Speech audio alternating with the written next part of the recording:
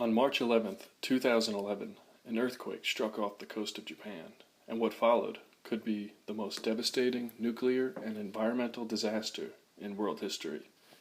As a result of the 9.0 magnitude earthquake, a series of tsunamis struck the coastlines of Japan.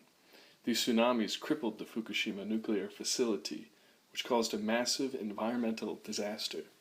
People should be concerned about this because it doesn't just affect Japan, it affects everybody.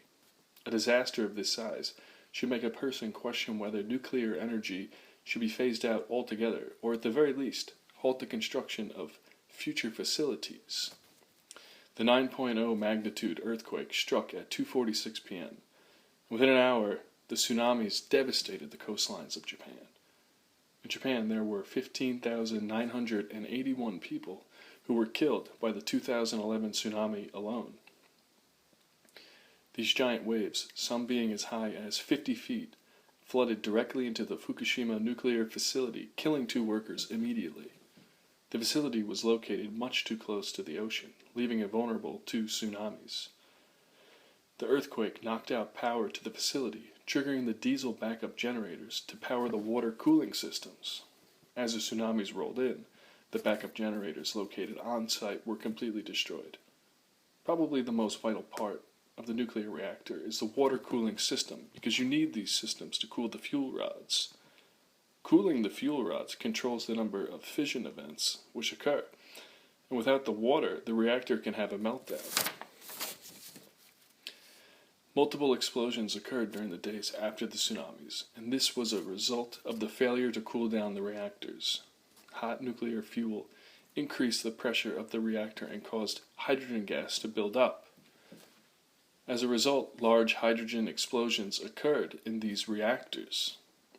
There were 4 different reactors that made up the total disaster of the Fukushima nuclear facility. Some exploded in different ways and at different times, but all 4 reactors had explosions. Arguably the most important part of this event is the water which is used and/or contaminated.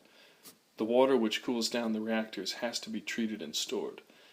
There is a massive amount of water being used to cool down the reactors.